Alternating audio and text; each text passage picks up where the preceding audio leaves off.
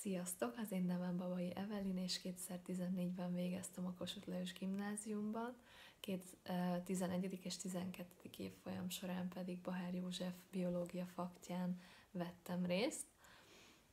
Azt követően most én Bécsben tanulok és dolgozom, a biológia számomra kedves részét kamatoztatva egy duálképzésen veszek részt, aminek a végén fogorvosi szakasszisztensi diplomát fogok szerezni.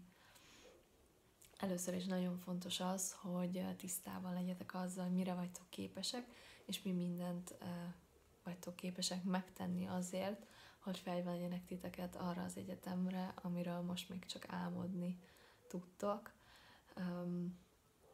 Bahár József tanár úr nagyon nagy segítségre lesz abban, hogy titeket eredményesen készítsen fel az emelt szintű érettségire, hiszen ennek a faktnak ez az első sorban a célja.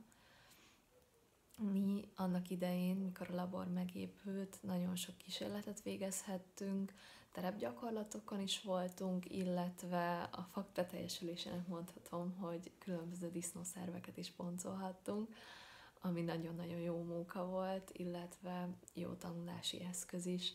Nekem nagyon sokat jelentett, és jó sok tapasztalatot szereztem itt, és ezután is szeretném megköszönni a tanár úrnak, hogy ott vagyok, ahol, hiszen biztosan mondhatom azt, hogy nagyon sokat köszönhetnek neki, és nélküle nem lennének ott most, ahol vannak. Úgyhogy nincs más hátra, mint a sok sikert kívánjak nektek, és jó tanulást!